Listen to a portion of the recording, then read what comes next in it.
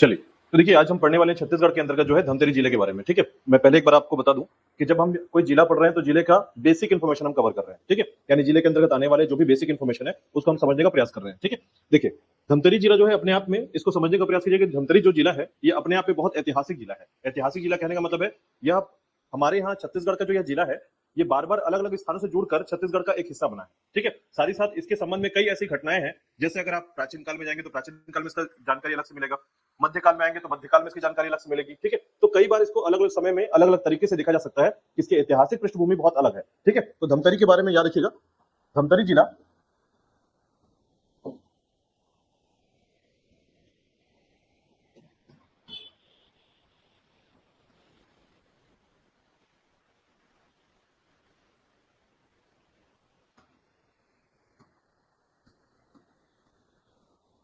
Dhamtari district. ठीक है, पहले तो याद रखिएगा इसकी स्थापना कब हुई है। इसकी स्थापना हुई है 6 जुलाई 1998 में। ठीक है, इस जिले की स्थापना हुई है 6 जुलाई 1998 को। ठीक है, साथ ही साथ इसका मातृ जिला क्या है, मदर डिस्ट्रिक्ट क्या है, रायपुर। यानी रायपुर से बना यह जिला, याद रखिएगा। यानी अगर आपसे पूछा जाए कि छत्तीसगढ़ का कौन सा जिला है जो छत्तीसगढ़ के बनने से पहले से था, तो याद रखिएगा जो 98 के जिले हैं, यानी कि जो आपके 9 जिले इस समय बने थे 98 में, वो 9 जिले इसके साथ धमतरी भी बना था। ठीक है, 98 में बना था क्योंकि छत्तीसगढ़ बना है सन 2000 में, और उसके आधार पर आप याद कर सकते हैं ये छत्तीसगढ़ के बनने से पहले से ही इस क्षेत्र का हिस्सा था। ठीक है, अब देखिए कुछ मुख्य बिंदुओं पर ध्यान रखिएगा जिसको हम पढ़ते हैं यहाँ पर, जैसे छत्तीसगढ़ के धमतरी जिले का जो है ऐतिहासिक पृष्ठभूमि। ठीक है, ऐतिहासिक पृष्ठभूमि जो है ये दर्शाता है इसका इतिहास। हम जानेंगे धमतरी आया कैसे, इसके बारे में क्या क्या जानकारी मिलती है। दूसरा, हम बात करेंगे इसके प्रशासन के बारे में। ठीक है, प्रशासनिक पृष्ठभूमि, भौगोलिक पृष्ठभूमि के बारे में। इसके अलावा हम बात करेंगे इसके सामाजिक और आर्थिक क्षेत्र के बारे में, और हम बात करेंगे अंतिम रूप से पर्यटन के बारे में। ठीक है, तो कुछ मुख्य बिंदुओं पर हम डिस्कस करेंगे धमतरी जिले को लेकर। ठीक है, सबसे पहले देखिएगा, बात करेंगे ऐतिहासिक पृष्ठभूमि में।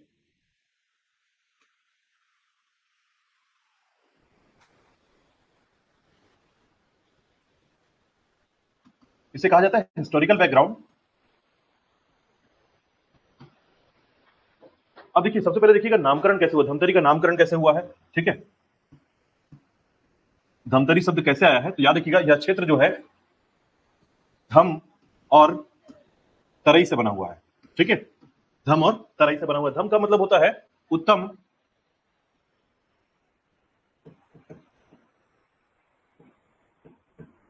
ठीक है, और तराई का मतलब होता है तालाब या सरोवर। ठीक है, मतलब इस क्षेत्र में आपको बड़े तालाब या तालाब की अधिकता मिलेगी, और इस क्षेत्र में आपको सिंचाई के लिए कई साधन मिलेंगे। ठीक है, और यही कारण है इस क्षेत्र को रखा गया नाम धमतरी का। ठीक है, धमतरी का नाम जो है तालाबों के नाम पे रखा गया कि यहाँ पर कई तालाब ऐसे पाए गए, तो उसके कारण इस जगह को कहा गया है धमतरी। ठीक है, अब धमतरी के इतिहास में आप देखेंगे, सबसे पहले अगर इसके प्राचीन काल में देखिए, ठीक है, हम इसको प्राचीन काल से जोड़ेंगे। प्राचीन काल में इसका क्या संबंध मिलता है, प्राचीन काल में इसमें क्या घटनाएं आती हैं। सबसे पहली घटना याद रखिएगा प्राचीन काल का जो है आपका रामायण काल संबंधी क्षेत्र। ठीक है, रामायण काल में याद रखिएगा आपने कई सुना है राम जी का 14 वर्ष का वनवास। ठीक है, राम जी का जो है 14 वर्ष का वनवास जो सुना आपने, उनकी जो छत्तीसगढ़ में जो समय रही है या छत्तीसगढ़ में उन्होंने समय बिताया है, उसमें धमतरी भी एक क्षेत्र है, याद रखिएगा, जहां जिसका नाम है सिहावा पर्वत क्षेत्र। ठीक है, यानी सिहावा पर्वत क्षेत्र में आपको ये जानकारी मिलेगी कि प्राचीन काल में जो है रामायण काल का जो समय रहा है, वो राम जी ने जो है अपने 14 वर्ष के वनवास में जब छत्तीसगढ़ आए ये, ठीक है, तो छत्तीसगढ़ आए तो पहले सीतामढ़ी हरचौका से प्रवेश किया उन्होंने, एमसीबी जिसको मनेन्द्रगढ़ चिरमिरी भरतपुर कहते हैं ना, वहां से प्रवेश करके जो है आपका कोरिया सरगुजा सूरजपुर वाला एरिया क्रॉस करते हुए जसपुर रायगढ़ जांजगीर चांपा, और उसके बाद महासमुंद, महासमुंद से गरियाबंद, गरियाबंद से धमतरी क्षेत्र मिलेगा आपको। ठीक है, तो उनका एक क्या है, रामगमन मार्ग कहा जाता है इसे। ठीक है, तो रामगमन मार्ग में आपको यहाँ पर सिहावा पर्वत जैसे क्षेत्र मिलेंगे, याद रखिएगा, और रामायण कालीन जो ऋषियों का नाम आपको मिलता है, जैसे श्रृंगी ऋषि का नाम आपने सुना होगा। ठीक है, तो याद रखिएगा यहाँ रामायण कालीन सप्त ऋषि का आश्रम स्थित है। ठीक है, कहां पर, सिहावा पर्वत क्षेत्र में, याद रखिएगा। ठीक है, सप्तऋषियों का आश्रम आपको मिलेगा और इन सप्तऋषियों के मुखिया कौन थे? श्रृंगी ऋषि। ठीक है, तो श्रृंगी ऋषि को सप्तऋषियों में सबसे प्रमुख माना जाता है, याद रखिएगा। ठीक है, उसके अलावा अगस्त ऋषि है, कंक ऋषि है, मुक्चंद ऋषि है, ऐसे अभी आपको 7 ऋषियों के बारे में मैं बताऊंगा आगे। ठीक है, तो याद रखिएगा सप्तऋषियों का क्षेत्र रहा है ये। ठीक है, अब देखिए इसी के बाद जो है अगर आप पहुंचते हैं मध्यकाल के इतिहास में, छत्तीसगढ़ के मध्यकाल के इतिहास में, ठीक है, तो इस क्षेत्र में आपको सुनने को मिलेगा कि यह क्षेत्र जो है, एक एक टॉपिक और ध्यान रखिएगा थोड़ा सा, यहां पर प्राचीन काल का एक मुख्य बिंदु और भी याद रखिएगा। यहां एक मंदिर है जिन्हें कहा जाता है कणेश्वर महादेव मंदिर। ठीक है, धमतरी में एक मंदिर है, याद रखिए, कणेश्वर महादेव मंदिर। ठीक है, इस मंदिर को बनवाया गया था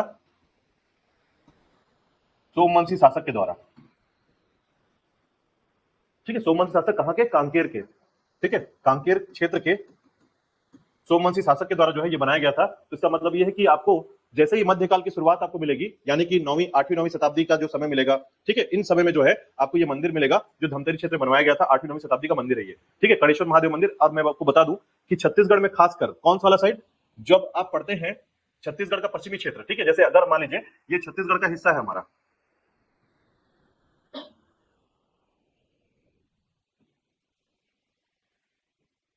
छत्तीसगढ़ का ये हिस्सा है, तो खासकर ध्यान रखिएगा इस क्षेत्र में जितने भी मंदिर हैं, खासकर यहां से यहां तक को प्रॉपर तरीके से याद रखिएगा, जितने भी महादेव मंदिर है, अगर आपने इनको याद रखा है, क्योंकि देखिए अभी तक पीएससी में ना 5 से 7 बार लगातार शंकर जी के बारे में, महादेव के बारे में पूछा गया। जैसे मधेश्वर पहाड़ कहां स्थित है, तो मधेश्वर पहाड़ किससे जुड़ा हुआ है? शंकर जी से जुड़ा हुआ है, याद रखिएगा। इसे प्राकृतिक शिवलिंग के तौर पर जाना जाता है, जसपुर में है। ठीक है, फिंगेश्वर जिसको फड़ेश्वर महादेव मंदिर कहा जाता है। ठीक है, उसी प्रकार आपके कुलेश्वर महादेव मंदिर कहां स्थित है? कलेश्वर महादेव मंदिर स्थित है। ठीक है, तो भूतेश्वर महादेव मंदिर कहां स्थित है? ये सभी याद रखिएगा। यानी महादेव से जुड़े हुए ऐसे मंदिरों के बारे में पूछा था, बस कहां स्थित है।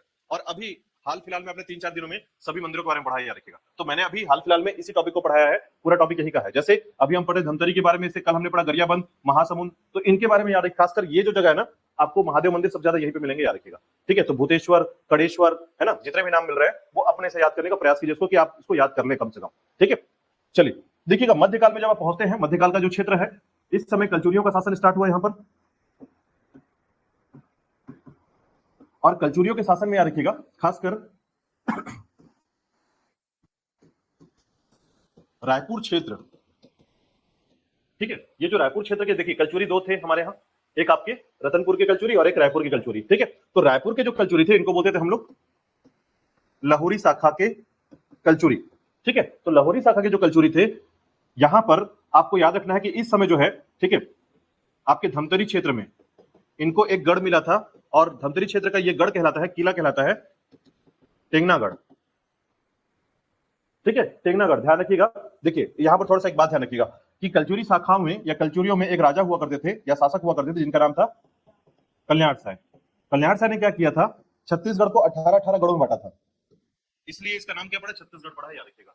यानी अगर छत्तीसगढ़ का नाम छत्तीसगढ़ क्यों पड़ा है, इसका संबंध इससे मिलता है, याद रखिए, कल्याण साय से। ठीक है, कल्याण साय ने एक प्रथा चालू की थी, एक सिस्टम चालू किया था जिसे कहा जाता है जमाबंदी प्रणाली।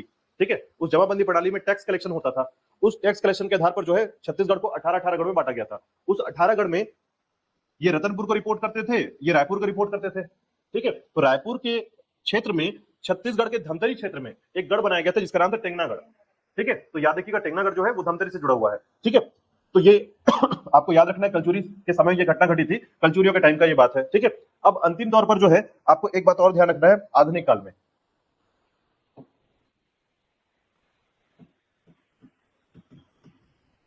ठीक है, देखिएगा सिहावा क्षेत्र जो है पहले किसका हिस्सा हुआ करता था? बस्तर क्षेत्र का हिस्सा हुआ करता था। तो याद रखिएगा सिहावा जो आज वर्तमान में धमतरी के पास है, धमतरी का पूरा क्षेत्र है, पहले बस्तर का हिस्सा हुआ करता था। ठीक है, अगर आप इसको ऐसा मैप में देखेंगे तो आपको समझ में आएगा कि पहले इसका क्षेत्र क्या था और वर्तमान में अभी क्या है। ठीक है, देखिए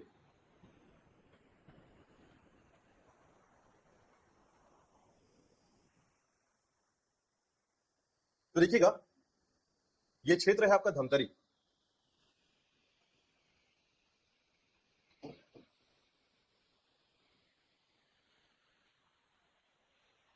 ये दिख रहा है आपको, धमतरी क्षेत्र है आपका। ये जो आपको दिख रहा है ये जिला, धमतरी जिला है, ठीक है, और यही हिस्सा है आपका सिहावा, ठीक है। तो अगर आप ध्यान देंगे तो देखिए कोंडा गांव का क्षेत्र इस तरीके से जुड़ा हुआ है, ये पूरा का पूरा इस हिस्से में आता था, ठीक है। तो ये बात ध्यान रखिएगा कि पहले जो है सिहावा पर्वत क्षेत्र जो है या सिहावा जो क्षेत्र है वो बस्तर का हिस्सा हुआ करता था। एक छोटी सी घटना को आपको बताता हूं, देखिएगा एक समय था जब बस्तर के शासक, देखिए बस्तर में कौन सा वंश रहा है, तो एक बात ध्यान रखिएगा, बस्तर में जो वंश रहा है ना, इसे बोलते हैं काकतीय वंश। ये बात ध्यान रखिएगा कि बस्तर में काकतीय वंश का शासन रहा है, ठीक है। और बस्तर में जब काकतीय वंश का शासन रहा तो यहां पर इसके संस्थापक रहे अन्नमदेव, ठीक है। इसके बाद वंश आगे बढ़ता चला गया, ठीक है। समय आया जब वंशों के मध्य लड़ाई हुआ, लड़ाई में अजमेर सिंह और दरियादेव के बारे में आपने सुना होगा, इनके मध्य लड़ाई हुआ था, ठीक है। तो अब दरियादेव का जो पुत्र आया था, देखिए अजमेर सिंह और दरियादेव के मध्य लड़ाई हुआ और दरियादेव जीत जाता है इसमें, और जीतने के बाद जो है दरियादेव शासक बन जाता है, दरियादेव की मृत्यु होती है और उसका पुत्र आता है महिपाल देव, ठीक है। तो याद रखिएगा जब महिपाल देव का समय आता है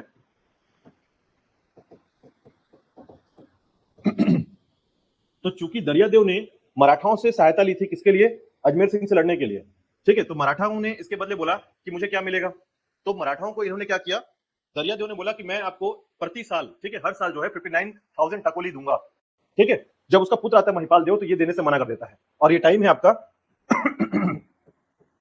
1809 के समय, ठीक है। 1809 के समय ऐसा होता है जहां महिपाल देव जो है टकोली देने या फिर टैक्स देने से मना कर देता है, ठीक है, टैक्स देने से मना कर देता है, ठीक है। ये समझ लीजिए कि उसने जब ट्रीटी साइन किया था, इसे बोलते कोटपाड़ की संधि, है ना। जब कोटपाड़ की संधि साइन की उसके बाद बस्तर के शासक जो है ना करत शासक बन गए। करत शासक का मतलब होता है अब ये मराठाओं के अंडर दब गए, ठीक है, पैसा देना ही पड़ेगा, हर साल देना पड़ेगा, नहीं देंगे तो आक्रमण हो जाएगा उनके ऊपर, ठीक है। तो महिपाल देव ने देने से मना कर दिया, और महिपाल देव ने जब देने से मना किया तो यहां पर वेंको जी जो मराठा शासन जो थे ना, मराठा शासक इस समय कौन था, वेंको जी, ठीक है। इसका जो सेनापति था इसका नाम है रामचंद्र,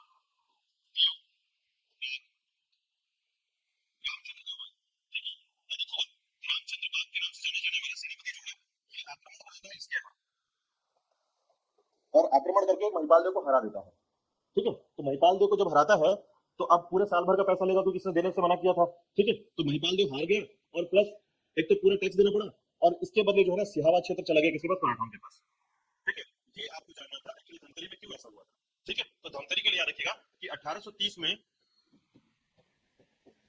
सिहावा क्षेत्र या धमतरी का ये क्षेत्र मराठा के अधीन हो गया, मराठाओं को दे दिया गया, और मराठाओं ने जितना भी क्षेत्र जीता था, ठीक है, रतनपुर का जो क्षेत्र है, रायपुर का क्षेत्र है, इसको रायपुर में मिला दिया गया। यानी इस तरीके से जो है अब ये क्षेत्र धमतरी क्षेत्र किसका हिस्सा हो गया, रायपुर का, रायपुर से जुड़ गया, ठीक है। क्योंकि मराठाओं ने कलचुरियों को हराया था, पूरा कलचुरी का जो क्षेत्र था वो पूरा का पूरा जीत लिया था, ठीक है। तो अब बाय डिफॉल्ट जो है ये भी क्षेत्र आपके मराठाओं में चला गया, इसका मतलब है कि अब धमतरी रायपुर का हिस्सा बन गया, ठीक है। तो यहां पर ध्यान रखिएगा कि धमतरी क्षेत्र रायपुर का हिस्सा बना, ठीक है। अब देखिए इसके बाद समय बदलता गया और धमतरी क्षेत्र को जो है, एक और घटना आप यहां पर याद कर सकते हैं, बट इतना याद कर लीजिए कि धमतरी क्षेत्र रायपुर का हिस्सा बना, ठीक है। और रायपुर के साथ जो है याद रखिएगा ये लंबे समय तक रहा। 6 जुलाई 1998 को ये रायपुर से अलग होकर एक नया जिला बना, ठीक है। तो ये 6 जुलाई 1998 को एक नया जिला बन गया इस समय में इसके इतिहास में, ठीक है। हालांकि आधुनिक काल में आपको बताया है, ये बात ध्यान रखिएगा कि धमतरी क्षेत्र न केवल ऐतिहासिक घटनाओं का जुड़ा हुआ क्षेत्र है, बल्कि यहाँ पर ऐसी घटनाएं हुई हैं जैसे कि आप कंडेल नहर सत्याग्रह के बारे में सुनेंगे, यहीं पर हुआ है, ठीक है। गट्टा सिल्ली यहाँ हुआ है, रुद्री नवागढ़ जंगल सत्याग्रह हुआ है। तो 3 बड़े बड़े जंगल सत्याग्रह और एक नहर सत्याग्रह यहाँ पर सुनने को मिलेगा, ठीक है, जो अंग्रेजों के विरुद्ध में किया गया प्रोटेस्ट है या सत्याग्रह है, ठीक है। याद रखिएगा, आगे बढ़ेंगे इस पे। तो ये था आपका इसका इतिहास, यानी धमतरी के इतिहास में आप इतना याद रखिएगा धमतरी कैसे बना और उसका इतिहास क्या रहा है, ठीक है। अब इसके बाद आता है आपका प्रशासन क्षेत्र।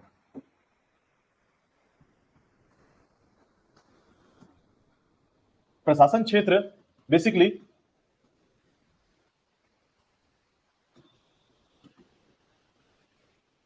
एडमिनिस्ट्रेशन स्टेटस को दर्शाता है, ठीक है। ये दर्शाता है कि धमतरी में कितनी यूनिट है, प्रशासन कैसे चल रहा है यहाँ का, ठीक है। तो सामान्य तौर पर याद रखिएगा यहाँ की जनसंख्या जो है डेमोग्राफी के तौर पर देखा जाए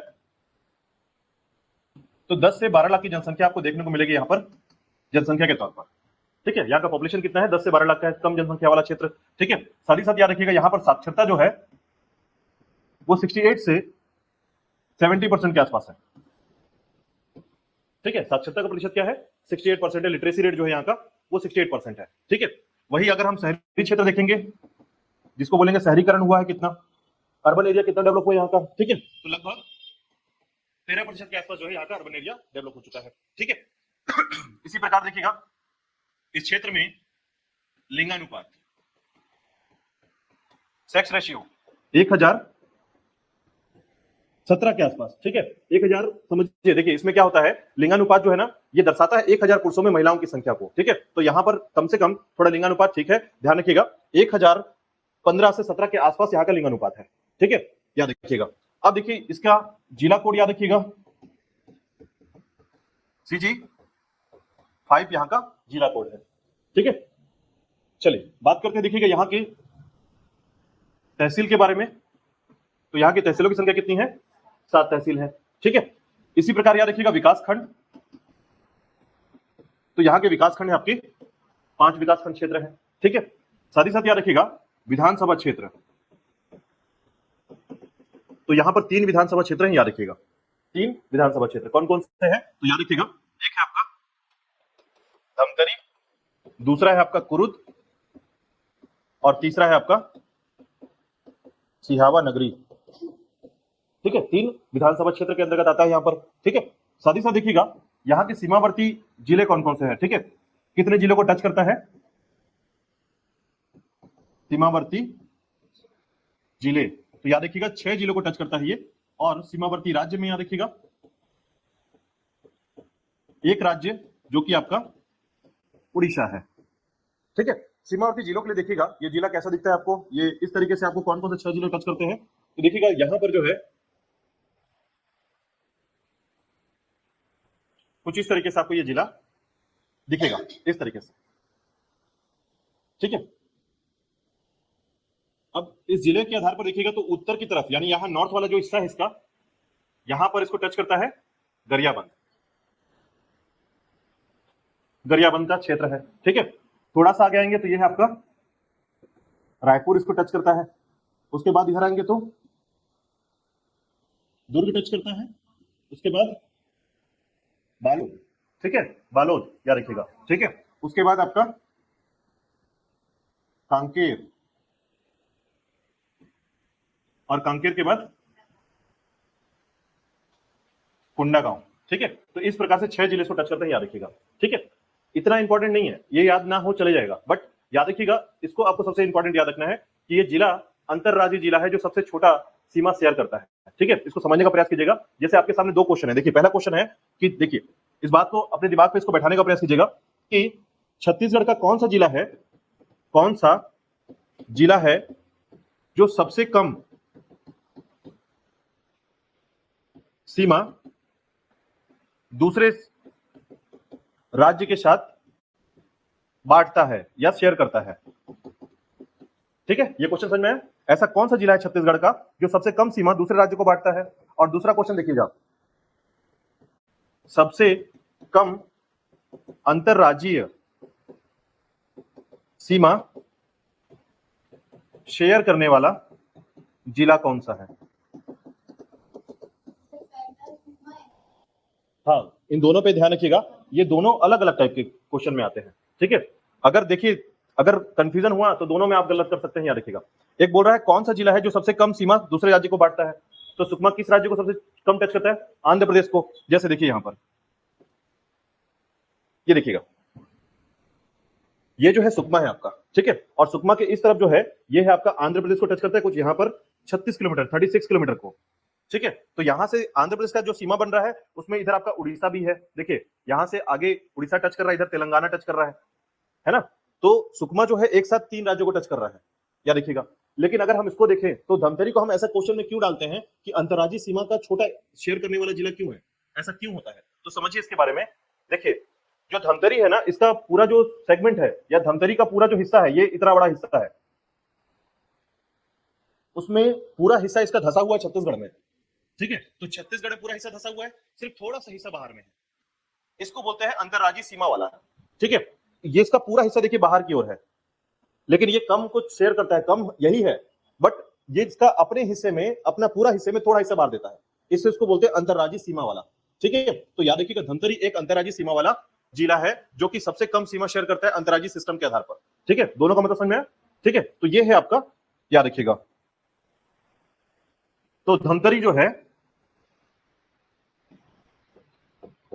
धमतरी अंतर्राज्यीय या इंट्रा स्टेट, ठीक है, इसको बोलते हैं इंट्रा स्टेट अंतर्राज्यीय सीमा सबसे कम शेयर करता है उड़ीसा के साथ। ठीक है, तो धमतरी के लिए इस बात को याद रखिएगा, धमतरी अपने आप में अनोखा बन जाता है यहां से। ठीक है, याद रखिएगा। इसी प्रकार देखिएगा इस क्षेत्र में आपको नेशनल हाईवे याद रखना है, कौन कौन से नेशनल हाईवे हैं। ठीक है, तो राष्ट्रीय राजमार्ग जिन्हें कहते हैं हम लोग नेशनल हाईवे, तो याद रखिएगा ये धमतरी क्षेत्र है, यहां पर आपको 3 नेशनल हाईवे मिलेंगे। कौन कौन से हैं? NH30, NH930 और 130CD।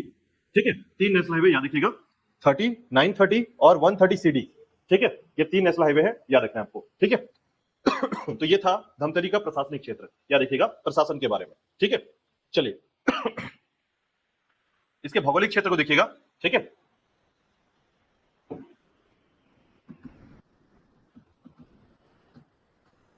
भौगोलिक स्थिति,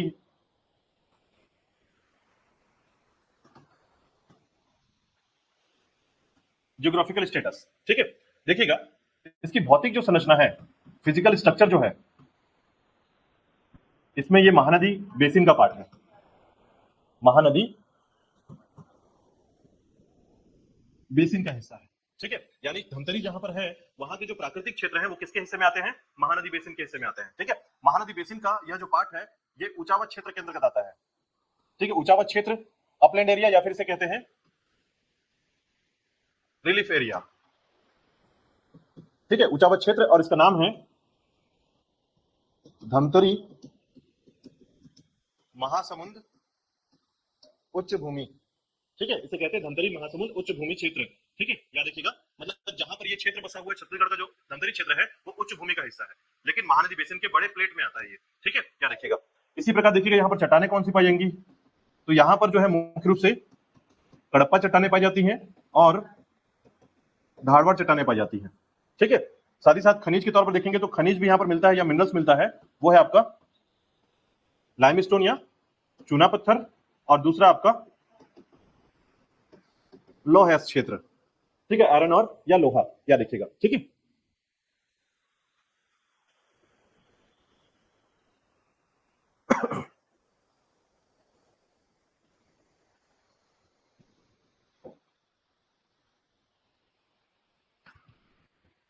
चलिए इसके साथ ही देखिएगा इन क्षेत्रों में आपको, जब आप खनिज की बात करते हैं या चट्टानों की बात करते हैं, तो एक बात ध्यान रखिएगा, यहां पर जैसे बाकी जिलों में हमारे यहाँ खनिज काफी ज्यादा है, बट यहाँ पर आपको कुछ ऐसे खनिज नहीं मिलेंगे, मतलब यहाँ पर प्रॉपर तरीके से ऐसे माइंस वाले एरिया नहीं मिलेंगे। जैसे आप बलौदा बाजार जाइए, सबसे ज्यादा चूना पत्थर आपको मिलेगा वहां पर। ठीक है, उसी प्रकार अगर आप महासमुंद जाएंगे तो आपको आपका लोहा हो गया यहाँ पर। ठीक है, क्वार्टजाइट हो गया, क्लोराइड हो गया, इस प्रकार के खनिज मिलेंगे। ठीक है, लेकिन धमतरी क्षेत्र में जो है ना बहुत ज्यादा खनिज की मात्रा नहीं देखने को मिलती है। ठीक है, तो ये बात ध्यान रखिएगा। अब देखिए इसके अलावा जो है यहाँ की नदी की बात करें, और सबसे इंपॉर्टेंट एक बात ध्यान रखिएगा, यहाँ पर मिट्टी या सॉइल कौन सी पाई जाती है, तो याद रखिएगा यहाँ जो मिट्टी पाई जाती है वो है आपका लाल पीली मिट्टी, रेड येलो सॉइल। ठीक है, अब ये रेड येलो सॉइल क्यों इंपॉर्टेंट है? बिकॉज मैं आपको बता दूं कि इस क्षेत्र में फसल, हमारे छत्तीसगढ़ में जो फसल होती है ना, याद रखिएगा हमको बोलते हैं धान का कटोरा। ठीक है, तो कुछ ऐसे जिले हैं जो काफी ज्यादा धान का उत्पादन करते हैं हमारे यहाँ, उनमें धमतरी का नाम भी आता है। याद रखिएगा, ये हर साल दूसरे या तीसरे नंबर पर हमेशा होता है। ठीक है, इस बात को ध्यान रखिएगा कि हर साल हमारे यहाँ धान के उत्पादन में धमतरी का नंबर जो है या तो दूसरा होगा, या तो तीसरा होगा, या तो चौथा होगा। अब सोचिए 33 जिलों में दूसरा तीसरा नंबर आना, ये अपने आप में बड़ी बात है। ठीक है, तो याद रखिएगा यहाँ पर धान के फसल सबसे ज्यादा होते हैं। ठीक है, यहाँ पर अभी क्या हो रहा है, हर साल जो है ना नंबर थोड़े बहुत चेंज होते रहते हैं, जैसे कभी रायपुर का नंबर पहले आएगा, धमतरी दूसरे नंबर पर, बेमेतरा तीसरे नंबर पर। ठीक है, बिलासपुर चौथे नंबर पर। ये जो 4 जिले आपको मैंने बताए हैं वही जिले हैं सबसे ज्यादा धान के उत्पादन में आते हैं। ठीक है, मतलब इनका नंबर धान उत्पादन में सबसे आगे आता है, याद रखिएगा। ठीक है, इसके अलावा यहाँ नदी कौन कौन सी है देखिएगा, तो याद रखिएगा यहाँ पर जो है ना धमतरी का क्षेत्र है आपको, तो 2 नदी याद कर लीजिएगा, एक आपकी महानदी और दूसरी सिलियारी नदी। ठीक है, 2 नदी याद रखिएगा। ठीक है, और एक नदी आप और भी याद कर सकते हैं जो कि सीता नदी के नाम से जाना जाता है, धमतरी क्षेत्र में है, याद रखिएगा। ठीक है, सीता नदी, ध्यान रखिएगा, सीता नदी, ठीक है। सीता नदी के नाम पर ही एक अभ्यारण्य है, ठीक है, जो कि सीता नदी अभ्यारण्य के नाम से जाना जाता है, ठीक है, याद रखिएगा। चलिए आगे देखिएगा, यहाँ पर बांध देख लीजिए कौन कौन से बांध है इस क्षेत्र में, ठीक है। तो देखिएगा भौतिक विवरण में जो है ना काफी चीजें आपको सुनने को मिलेगी, काफी चीजें जानने को मिलेगी, याद रखिएगा। तो कुछ परियोजना का नाम याद रखिएगा, यहाँ पर कौन कौन सी परियोजना चल रही है और क्यों ये धान के उत्पादन में सबसे आगे है। कारण ये है कि यहाँ पर परियोजना या डैम बहुत ज्यादा है, और डैम के होने के कारण क्या है, सिंचाई की मात्रा अच्छी होगी, ठीक है। तो ऐसे में याद रखिएगा इस क्षेत्र में आपको रुद्री बैराज का नाम मिलेगा, रविशंकर जलाशय का नाम मिलेगा,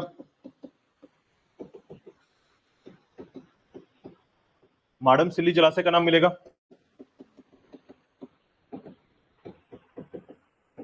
सोंढूर जलाशय का नाम मिलेगा। ये इतने इंपॉर्टेंट हमारे छत्तीसगढ़ के डैम यहाँ पर हैं धमतरी में, ठीक है। तो 4 बड़े डैम याद रखिएगा। अब चारों की ना कुछ खास बातें हैं, याद रखिएगा, ठीक है। पहला, रुद्री बैराज जो है ना छत्तीसगढ़ का पहला बांध। किस प्रकार का पहला बांध, तो याद रखिएगा निर्माण में पहला बांध। निर्माण का मतलब पहले बनना स्टार्ट हुआ था, याद रखिएगा छत्तीसगढ़ का एक ऐसा बांध जो पहले बनना स्टार्ट हुआ था, कंप्लीट पहले नहीं हुआ है, ठीक है, ध्यान रखिएगा। 2 बांध का नाम याद कर लीजिएगा छत्तीसगढ़ के लिए, एक रुद्री बैराज, दूसरा तांदुला, ठीक है। तांदुला छत्तीसगढ़ का निर्मित पहला बांध है, कंप्लीटेड, ठीक है। और ये अनकंप्लीटेड, यानी कि स्टार्ट तो पहले ये हुआ था, रुद्री हुआ था, बट कंप्लीट कौन सा हो गया, तांदुला हो गया है, ठीक है। तो ध्यान रखिएगा कि रुद्री बैराज जो है ये स्टार्ट होने वाला पहला बांध है, हमारे यहाँ छत्तीसगढ़ में पहला बांध है जो स्टार्ट पहले हुआ था बनना, ठीक है, ये ध्यान रखिएगा, ठीक है। अब देखिए रविशंकर जलाशय क्या है, हमारे राज्य का सबसे लंबा बांध है ये, ठीक है। इसकी लेंथ जो है ना ये है आपकी 1380 मीटर, 1380 मीटर का लेंथ है इसका, ठीक है। तो याद रखिएगा इस क्षेत्र में आपको बांध मिलेगा, गंगरेल बांध के नाम से जाना जाता है ना। तो राज्य का सबसे लंबा बांध है, याद रखिएगा, जो है आपका रविशंकर जलाशय, या फिर इसको बोलते हैं गंगरेल बांध, ठीक है। तो गंगरेल के नाम से भी सुनने को मिलेगा आपको, ठीक है, याद रखिएगा। आगे इसके बारे में थोड़ा डिटेल से बताऊंगा। और याद रखिएगा माडमसिल्ली जलाशय जो है ना पूरे एशिया का पहला बांध है, ठीक है। इसको बोलते हैं साइफन बांध, याद रखिएगा, अपने टाइप का पहला बांध, साइफन बांध, जिसको बनवाया था किसने, एल्फिस्टन सेकंड ने बनवाया था, ठीक है। 1923 में ये बना था, याद रखिएगा। अगर आपसे पूछा जाए माडमसिल्ली तो याद रखिएगा सिलियारी नदी पर बना हुआ ये बांध है, सिलियारी नदी पर बना है, ठीक है, याद रखिएगा। नाम है माडमसिल्ली और साइफन बांध है, याद रखिएगा। तो साइफन बांध जो है ना पूरे एशिया का पहला बांध है ये छत्तीसगढ़ में, ठीक है, पूरे एशिया में ये बांध पहला है, 1923 में बनाया गया था, ठीक है। और सोंढूर जलाशय जो है, याद रखिएगा, ये महानदी कॉम्प्लेक्स का हिस्सा है, ठीक है, पार्ट है, याद रखिएगा, महानदी कॉम्प्लेक्स का, ठीक है। तो जैसे कौन कौन से पार्ट है महानदी कॉम्प्लेक्स में, तो याद रखिएगा महानदी एक पार्ट है, आपका सीकासार एक बांध पार्ट है, और सोंढूर जो कि आपका पार्ट है, याद रखिएगा, ठीक है। तो यहां पर अगर आप देखेंगे तो यहां पर एक नदी और बहती है जिसे सोंढूर नदी के नाम से जाना जाता है, सोंढूर नदी, और उसी नदी पर यह बांध बनाया गया जिसका नाम है सोंढूर जलाशय, ठीक है, याद रखिएगा। तो इन चारों नदियों के बारे में थोड़ा सा याद रखिए, इस क्षेत्र में ये नदियां बहती है और इन पे ये बांध बनाए गए हैं, ठीक है। सभी की अपनी खासियत है, रुद्री बैराज पहला बांध स्टार्टिंग वाला, रविशंकर जलाशय सबसे लंबा बांध है ये, ठीक है। माडमसिल्ली एशिया का पहला बांध है पूरा का पूरा, सोंढूर जलाशय किसका पार्ट है, महानदी कॉम्प्लेक्स का पार्ट है, ठीक है। क्लियर हुआ चारों बांध के बारे में। चलिए इसके बाद देखिए इस क्षेत्र में एक पहाड़ का नाम याद रखिएगा, हाँ इसको याद रखना है, सिहावा पर्वत को, ठीक है। तो प्राचीन काल में जाने जाने वाला, यानी प्राचीन काल से इसके बारे में जाना जाता है कि ये पर्वत जो है प्राचीन काल से संबंधित है, ठीक है। क्यों, क्योंकि इस पर्वत के संबंध में कहा जाता है कि इसका प्राचीन नाम था सुक्तिमती, ठीक है। इस पर्वत का प्राचीन नाम कई बार पूछा गया, ध्यान रखिएगा। तो याद रखिएगा सिहावा पर्वत को कहा जाता है सुक्तिमती पर्वत, ठीक है। चलिए तो देखिएगा मैप में, लेकिन मैप से पहले थोड़ा सा यहां पर सामाजिक और आर्थिक स्थिति को देखिएगा, ठीक है।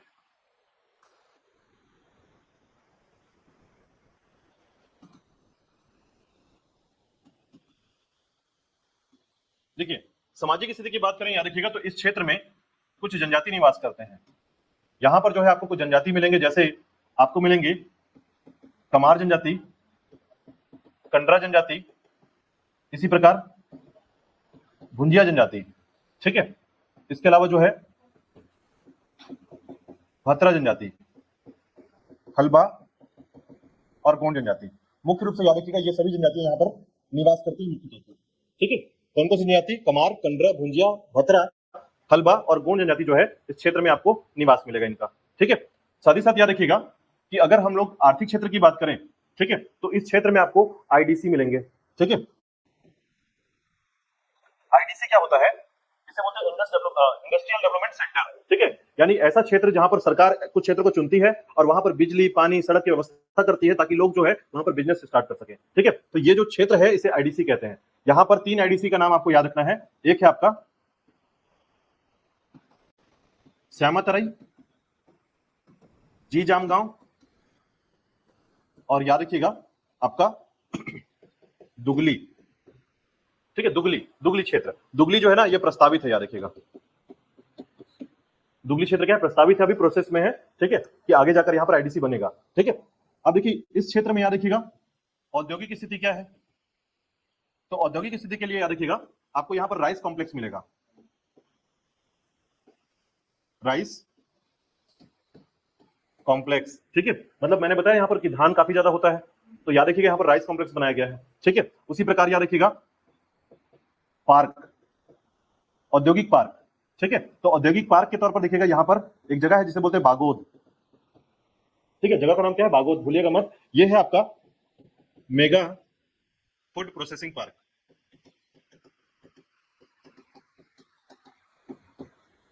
ठीक है। Mega food processing park Bagod में बनाया गया है, इसको मत भूलिएगा, ठीक है। तो ये इसकी आर्थिक स्थिति याद रखिएगा। इस क्षेत्र में आपको ऐसे ही कई पार्क जो है अभी वर्तमान में सुनने को मिलेगा, इस क्षेत्र बनाए जा रहे हैं, ठीक है।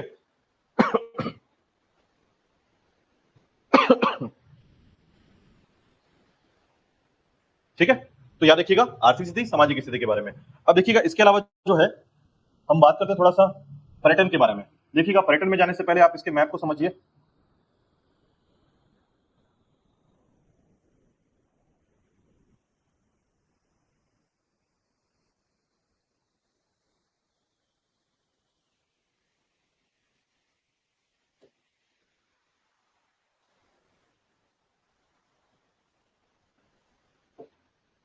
देखिएगा तो इसका जो क्षेत्र है आपका, ये है आपका धमतरी क्षेत्र, जो इसका मुख्यालय है वो है आपका धमतरी, ठीक है। ये इसका मुख्यालय है, ठीक है। और इसके मुख्यालय से पहले यहां पर आएंगे तो ये जो तहसील है आपका कुरुद तहसील के अंतर्गत आता है, याद रखिएगा, ठीक है। 7 तहसीलों का नाम अब भी आपको याद रखना है, कौन कौन से 7 तहसील थे, है ना। तो ध्यान रखिएगा धमतरी, कुरुद, ठीक है। अब देखिए यहां पर पहले तो मैं आपको रूट बता दूं कि यहां पर 3 नेशनल हाईवे हैं, ठीक है। वो 3 नेशनल हाईवे में याद रखिएगा जो पहला नेशनल हाईवे है, अगर आप देखेंगे तो यहां से ये वाला जो हिस्सा है, पहले देखिए कौन कौन से जिले से होकर गुजर रहा है ये जगह। तो सबसे पहले आपका ये वाला जो हिस्सा है इसको बोलते हैं गरियाबंद, ये हिस्सा गरियाबंद का है। ये हिस्सा है आपका रायपुर का हिस्सा, रायपुर की इस तरफ जाएंगे तो ये वाला हिस्सा है आपका दुर्ग, ये हिस्सा है आपका बालोद का, और उसके बाद ये है आपका कांकेर, और ये वाला हिस्सा है आपका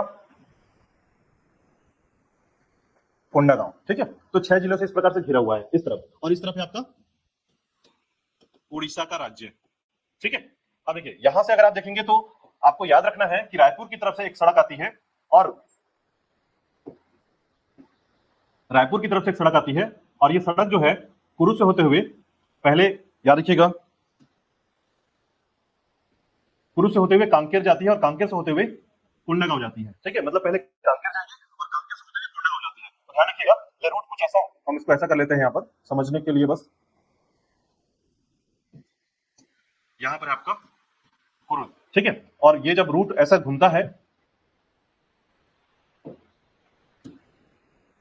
तो इस तरीके से घूमकर कोंडागांव कांकेर से होते हुए आपका इस क्षेत्र को क्रॉस करता है, ठीक है।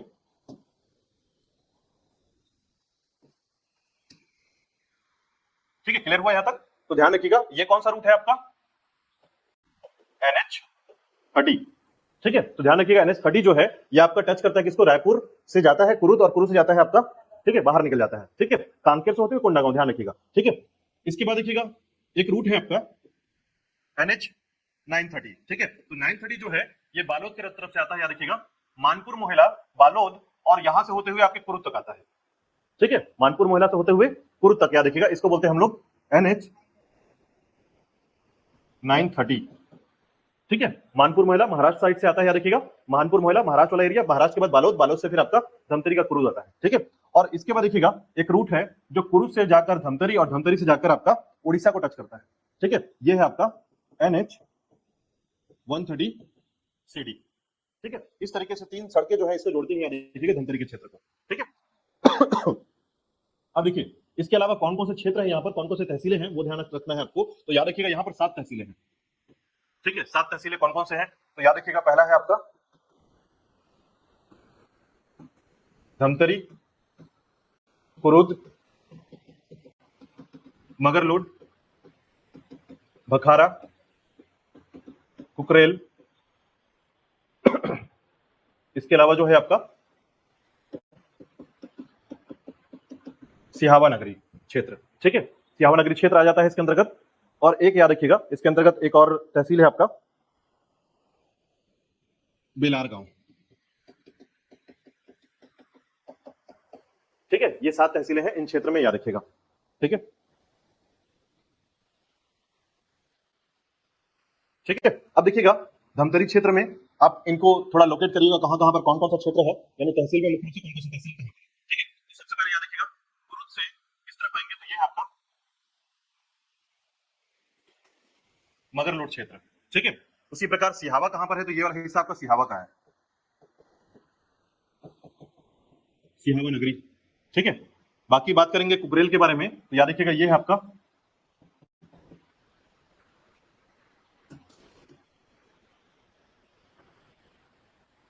कुकरेल क्षेत्र, ठीक है। इसके अलावा देखिएगा भखारा, इसमें सबसे इंपॉर्टेंट जो है वो ध्यान रखिएगा कि आपको याद रखना है, कुरुद को याद रख लेना है, धमतरी को याद कर लेना है और मगरलोड को याद रखना है, और सिहावा। अभी बाकी जो बेलार गांव है, कुकरेल है, भखारा है, ये नया क्षेत्र याद रखिएगा, अभी नए तरीके से जो है इसको तहसील बनाया गया था, ठीक है। बघेल सरकार के समय ही इसको तहसील बनाया गया, याद रखिएगा, ठीक है।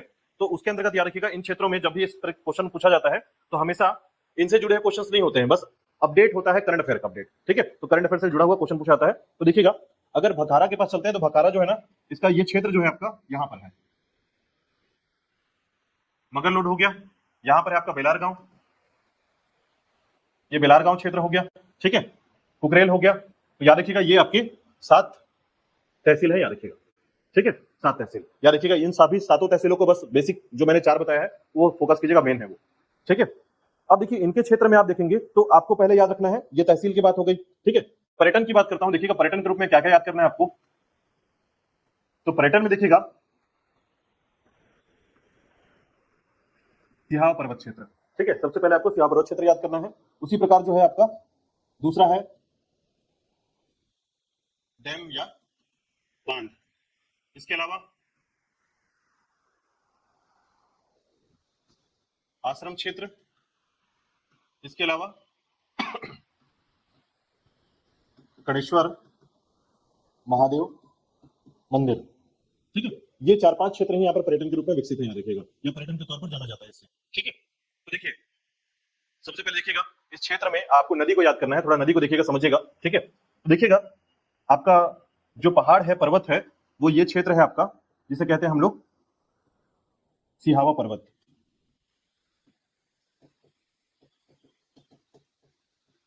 ठीक है। ये सिहावा पर्वत है और यहीं से कौन सी नदी निकलती है, महानदी निकलती है सिहावा पर्वत से, ठीक है। तो महानदी जो है ना सिहावा पर्वत से निकलती है और इस जगह का नाम है फरसगांव, जहां से वो निकलती है एग्जैक्टली, ठीक है। तो याद रखिएगा ये नदी ऐसा निकलकर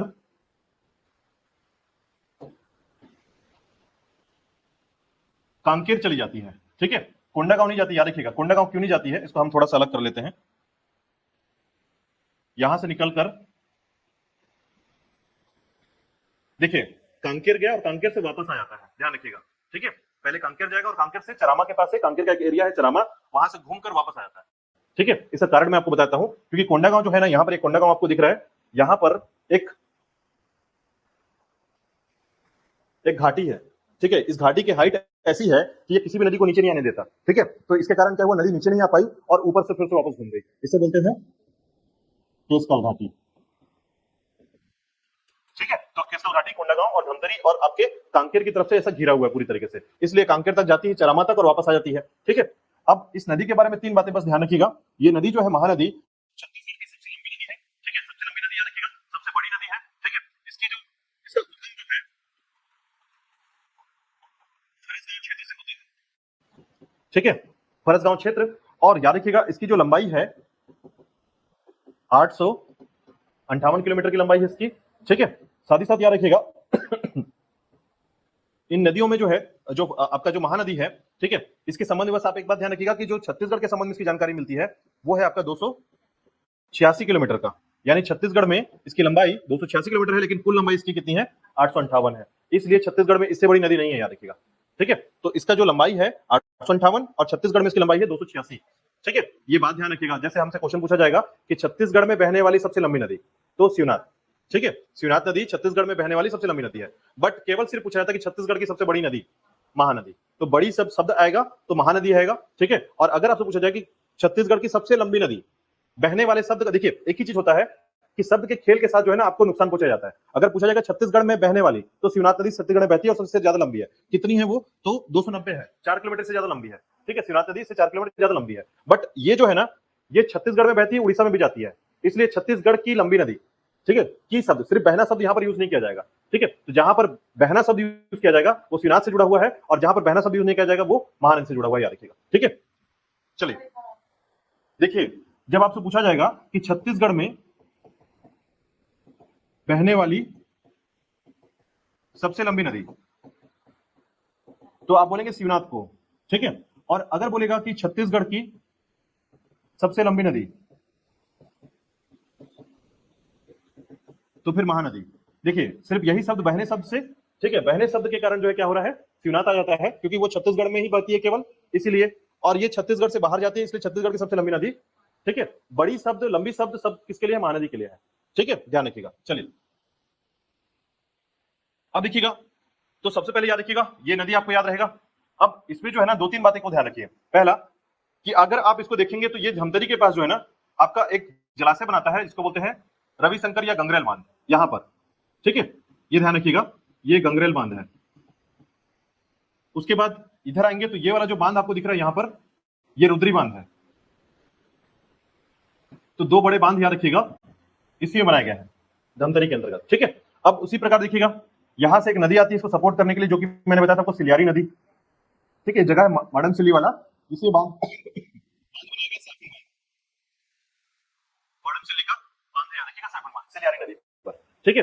और उसी प्रकार याद रखिएगा, एक बात और याद रखना है आपको कि यहां से आपके उड़ीसा के क्षेत्र से ना एक नदी आती है ऐसे बहते हुए, ठीक है, यहां से इस तरीके से बहते हुए एक नदी आती है और ऐसे बहकर गरियाबंद की तरफ चली जाती है, ठीक है।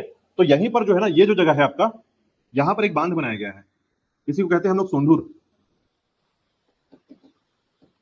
जलाशय। देखिए उड़ीसा से निकलती है, पहले धमतरी जाती है, फिर गरियाबंद जाती है, ठीक है, ये सोंढूर सोंढूर नदी है, ठीक है, क्लियर है। तो 3 नदियों का नाम याद रखिएगा। बाकी सीता नदी जो है ना यहीं पे बहती है, याद रखिएगा, इसी क्षेत्र में सीता नदी है, ठीक है। तो सीता नदी क्षेत्र भी यहीं पर है, याद रखिएगा, ठीक है। अब देखिए, अब इसके एक एक करके थोड़ा सा हम लोग इनके बारे में पढ़ते हैं और देन आपका टॉपिक कंप्लीट हो जाएगा, ठीक है। इनके बारे में केवल देखिए तो पहला नाम है सिहावा पर्वत, ठीक है। इसका प्राचीन नाम याद रखिएगा, इसे कहा जाता है सुक्तिमती, ठीक है। व्यापम में कई बार एग्जाम पूछा गया, देखिएगा सुक्तिमती किस पर्वत का नाम है, ठीक है। तो ये ध्यान रखिएगा आपके सिहावा पर्वत का नाम है, ठीक है। सिहावा पर्वत जो है आपके सिहावा नगरी क्षेत्र में है, सिहावा नगरी क्षेत्र के अंतर्गत आता है। यहां से महानदी का उद्गम है और यहां पर एक घाट है, याद रखिएगा, जिसे कहते हैं गणेश घाट। वहां पर मेला का आयोजन किया जाता है, मेला लगता है, फेस्टिवल बनाया जाता है, ठीक है। गणेश घाट का नाम याद रखिएगा, आपकी महानदी से इसका संबंध है, ठीक है। तो ये याद रखिएगा इसके अंतर्गत, ठीक है। अब देखिए इसी के क्षेत्र में जो है ना आपको एक मंदिर मिलेगा, इसी के क्षेत्र में, इसे कहा जाता है कणेश्वर महादेव मंदिर। सिहावा नगरी क्षेत्र में ही आता है, याद रखिएगा, यानी सिहावा पर्वत पे ही है, ठीक है, कणेश्वर महादेव मंदिर, ठीक है। इसका निर्माण किसने कराया था, तो सोमवंशी शासक है, याद रखिएगा, नाम है कर्णदेव, इसलिए कणेश्वर महादेव मंदिर, ठीक है। कर्णदेव ने इसका स्थापना कराया था, ठीक है, जो कि लगभग 12वीं शताब्दी, 9वीं 10वीं से 12वीं के आसपास जो है इसका टाइम रहा है, ठीक है। तो 12वीं शताब्दी के आसपास जो है इसका टाइम रहा है और इसने स्थापन करवाया था, याद रखिएगा, आपके सिहावा पर्वत क्षेत्र में, ठीक है। चूंकि मैंने बताया था आपको कि ये क्षेत्र पहले क्या था, बस्तर के साथ जुड़ा हुआ था, इसलिए आपको इस क्षेत्र में आपको अधिकांश बस्तर के राजाओं का निर्माण दिखेगा, ठीक है, याद रखिएगा।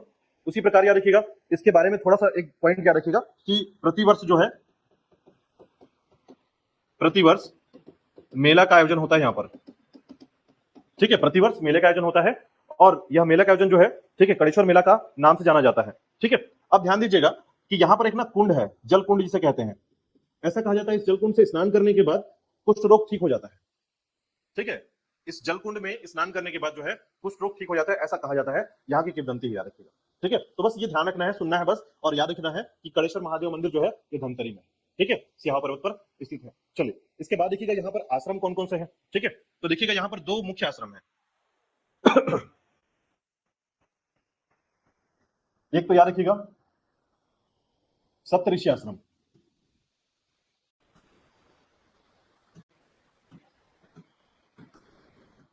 ठीक है, और दूसरा लोमेश ऋषि आश्रम। ठीक है, सप्तऋषि आश्रम और लोमेश ऋषि आश्रम। सप्तऋषि आश्रमों में सप्त ऋषियों को थोड़ा सा याद कर लीजिएगा, कौन कौन से सप्त ऋषि यहाँ पर रहते थे। ठीक है, तो याद रखिएगा इनके मुखिया कौन थे, श्रृंगी ऋषि, है ना। ऐसा कहा जाता है कि ये जो है इनके मुख्य थे श्रृंगी ऋषि। ठीक है, और इनका संबंध रामायण काल से याद रखिएगा।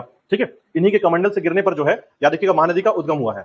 कहा यह जाता है कि जो महानदी नाम मिला है वो इनके शिष्य के नाम पर था, याद रखिएगा महानंदा के नाम पर, और उन्हीं का नाम जो है महानदी को मिला है। ठीक है, तो ये भी बात ध्यान रखिएगा, श्रृंगी ऋषि के ही शिष्य थे महानंदा, और उन्हीं के नाम पर महानदी का नाम है। ठीक है, इन्हीं के कमंडल से गिरकर जल की बूंदें महानदी बनी है, ऐसा कहा जाता है। ठीक है, तो देखिए कौन कौन से ऋषि होंगे इसमें, याद रखिएगा अगस्त्य ऋषि, कंक ऋषि, मुक्चंद ऋषि, सरभंग ऋषि,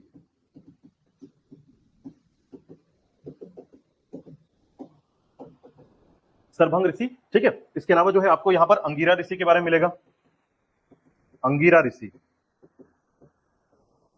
अंगीरा ऋषि। ठीक है, और एक है आपकी गौतम ऋषि, गौतम ऋषि। ठीक है, तो ये 7 ऋषि हैं, याद रखिएगा। इनका अगर आप क्षेत्र देखेंगे तो श्रृंगी ऋषि जो है ना इनमें सबसे मुख्य है। ठीक है, ये यहाँ पर्वत में रहते थे। ठीक है, और वही अगर अगस्त ऋषि की बात करें तो ये है आपके हर्री भाटा क्षेत्र में हर्री भाटा क्षेत्र संबंधित है, याद रखिएगा। ठीक है, गौतम ऋषि भी जो है आपका सिहावा क्षेत्र के हैं। ठीक है, सिहावा क्षेत्र के ऋषि हैं। उसी प्रकार आपके अंगिरा ऋषि की बात करें तो याद रखिए घोटुला, घटुला कहते हैं, घटुला क्षेत्र संबंधित है। सरभंग ऋषि जो है आपके मेन पार्ट से, मुक्चंद ऋषि जो है, ठीक है, ये आपके मेचका पहाड़ से, मेचका पहाड़। ठीक है, और उसके प्रकार जो है आपका कंक ऋषि जो है ये कांकेर क्षेत्र से। याद रखिएगा कांकेर जो जिला का नाम पड़ा है वो इन्हीं के नाम पर पड़ा है, कंक ऋषि के नाम पर पड़ा है। ठीक है, चलिए, तो ये थे ऋषियों के बारे में याद रखिएगा, आश्रम जो क्षेत्र था, और याद रखिएगा यहीं पर है आपका लोमेश ऋषि का आश्रम, ये भी ध्यान रखिएगा। ठीक है, ये 7 ऋषियों का आश्रम है, ध्यान रखिएगा, और लोमेश ऋषि जो है अलग से उनका आश्रम है यहाँ पर इस क्षेत्र में है। ठीक है, अब देखिए अगर इसके बाद देखिए हम लोग तो याद रखिएगा बांध को थोड़ा सा याद रख लीजिएगा। ठीक है, बांध के क्षेत्र में 4 बांध है। ठीक है, ये आपने पढ़ ही लिया है वैसे।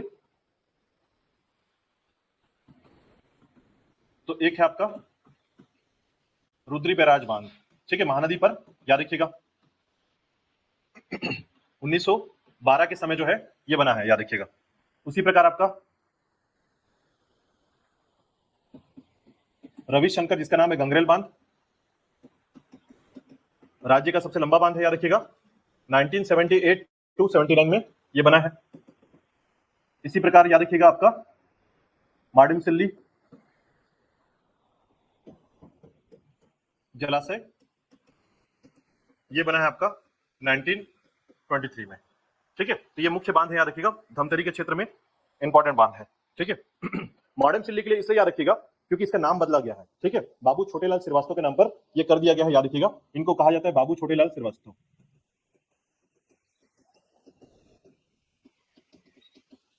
बाबू छोटेलाल श्रीवास्तव के नाम पर, याद रखिएगा।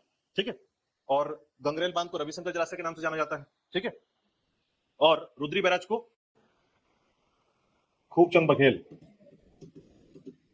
के नाम से जाना जाता है, याद रखिएगा। ठीक है, अगर आपसे पूछा जाए प्रदेश का पहला बांध, ठीक है, तो ये पहला है, लेकिन पहला निर्मित बांध कांदुला है, याद रखिएगा। ये दोनों शब्द अलग अलग हैं, जैसे हम लोग छोटी छोटी बातों को समझ पा रहे हैं वैसे ही ध्यान रखिएगा। एग्जाम और खासकर थ्योरेटिकल जैसे पेपर में एग्जाम के छोटे छोटे शब्द जो है ना आपको घुमा फिरा देंगे, याद रखिएगा। तो याद रखिएगा रुद्री बैराज जो है ये पहला बांध है हमारा जिसको स्टार्ट किया गया था पहली बार। ठीक है, याद रखिएगा। चलिए, सोंढूर जलाशय को भी याद रखिएगा। सोंढूर जलाशय जो है आपका, सोंढूर जलाशय सोंढूर नदी में बनाया गया आपका सोंढूर जलाशय, ठीक है। इसे स्थापित किया गया है। ये भी आपका जो टाइम है 1979 टू 80 के आसपास जो है ये तैयार हुआ है, ठीक है।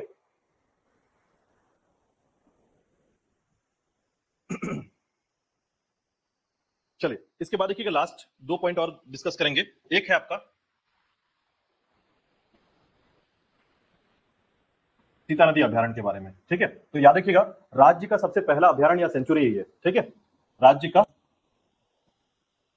पहला अभ्यारण्य है, सेंचुरी है, ठीक है।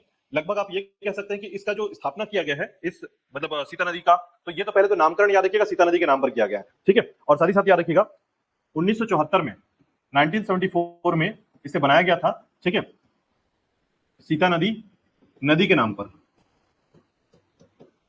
यहां पर जो विशेष प्रकार से याद रखिएगा तेंदुआ ज्यादा पाया जाता है, लेपर्ड, ठीक है। तो तेंदुआ सबसे ज्यादा यहां पर पाया जाता है, याद रखिएगा सीता नदी क्षेत्र में, ठीक है। और सबसे ज्यादा जो है सालवन पाए जाते हैं यहां पर, ठीक है। तो सालवन के बारे में भी जानकारी इस क्षेत्र में मिलती है, सालवन क्षेत्र के कारण, ठीक है।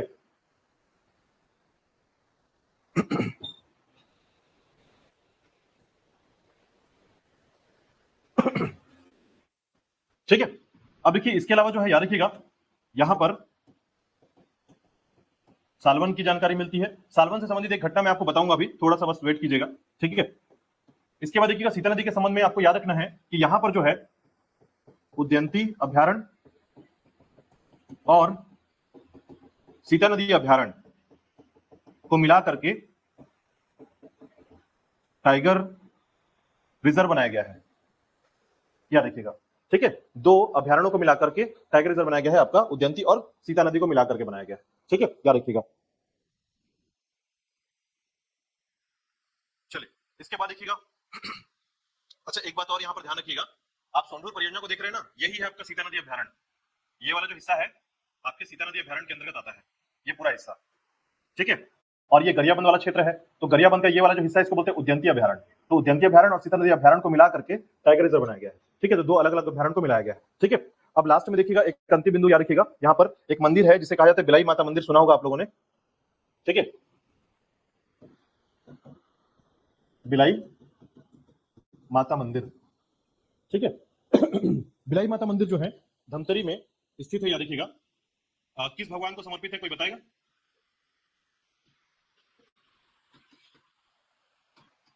विंध्यवासिनी माता को समर्पित ये मंदिर है, याद रखिएगा, जिसका नाम है बिलाई माता मंदिर, ठीक है। अब इसके अलावा कुछ फैक्ट्स याद रखिएगा, ठीक है।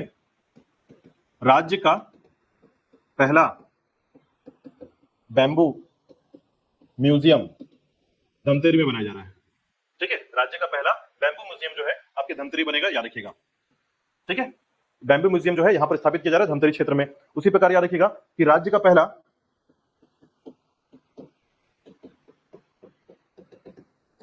किसान बाजार स्थापित किया जाएगा आपके धमतरी क्षेत्र में, ठीक है। तो पहला बैम्बू म्यूजियम और दूसरा किसान बाजार भी यहां पर स्थापित किया जाएगा, ठीक है। अब देखिए एक लास्ट पॉइंट याद रखिएगा, इसके अंतर्गत जो है एक बिंदु आपको बस याद रखना है, कंडेल नहर सत्याग्रह जो है, कंडेल नहर सत्याग्रह 1920 में यहां पर धमतरी क्षेत्र में हुआ था, ठीक है। और जंगल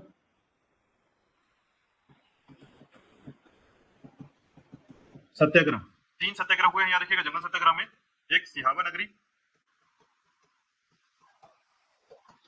जंगल सत्याग्रह, दूसरा आपका गट्टा सिल्ली जंगल सत्याग्रह, और तीसरा आपका रुद्री नवागांव जंगल सत्याग्रह। ये आपका 1922 में हुआ था, 1930 में हुआ है, और ये भी आपका 1930 में हुआ है, ठीक है, याद रखिएगा। इसको आप याद रखिएगा सगरू के नाम से, सगरू, ठीक है। सिहावा नगरी, गट्टा सिल्ली और रुद्री नवागांव जंगल सत्याग्रह, ठीक है। ये जंगल सत्याग्रह यानी कि पेड़ों को बचाने के लिए किया गया सत्याग्रह, याद रखिएगा। और कंडेल नहर सत्याग्रह जो है नहर के जुर्माने से बचने के लिए सत्याग्रह किया गया था, ठीक है। इसकी छोटी सी कहानी याद कर लीजिए। कंडेल नहर सत्याग्रह जो है ना, ये कब हो रहा था, जब अंग्रेजों ने मिलकर किसानों के साथ जो है एक नहर बनवाया था, ठीक है। पहले तो किसानों को कहा गया कि वो जो क्षेत्र है पानी आपको मुफ्त मिलेगा, ठीक है, आप किसानी करेंगे और जो धान उत्पादन होगा उसमें हम टैक्स लेंगे, ठीक है। लेकिन बाद में क्या हुआ कि जब नहर बन के तैयार हो गया तो बोला गया कि अगर आप पानी का प्रयोग करते हैं, पानी यूज करेंगे तो आपको टैक्स देना पड़ेगा, जल का टैक्स देना पड़ेगा, ठीक है। तो अब उसके आधार पर जो है किसानों ने पानी लेने से मना कर दिया, किसान पानी लेने से मना कर दिए। अब अंग्रेजों को नुकसान होने लगा, ठीक है, क्योंकि पानी तो उन्होंने पूरा नहर बनाया है। तो अब ऐसे में क्या हुआ, तो रात के दिन में क्या किया उन्होंने, रात को क्या किया, नहर का पानी जो है किसानों के खेतों में छोड़ दिया बिना किसी को बोले, और उन पर जुर्माना या चोरी का इल्जाम लगा दिया कि आप लोगों ने रात में जो है पानी किसानों ने अपनी तरफ खोल लिया, ठीक है। और उसके बाद उन पर पेनल्टी लगा दी गई, और इसी का विरोध करते हुए कंडेल नहर सत्याग्रह किया गया, किसके द्वारा, के नेतृत्व में, याद रखिएगा सुंदरलाल शर्मा के नेतृत्व में, नारायण राव मेधावाले, ठीक है, छोटेलाल जगताप, ये सब मिलकर जो है ये सत्याग्रह को आगे करते हैं, और इसी समय गांधी जी भी छत्तीसगढ़ आए थे, याद रखिएगा, ठीक है। तो ये था आपका धमतरी के बारे में, इतना आपको याद करना है धमतरी के संबंध में। तो काफी कुछ है धमतरी में जानने के लिए, तो आपने पूरे चीजों को पढ़ा, बस तैयारी ये कर लीजिएगा कि आपको कुछ भी छूटना नहीं चाहिए, आपने जो भी पढ़ा, जो भी चीज याद रखने का प्रयास किया, आपको हुआ होगा, ठीक है। एक से दो बार पढ़ने के बाद ये चीजें क्लियर होंगी, ठीक है।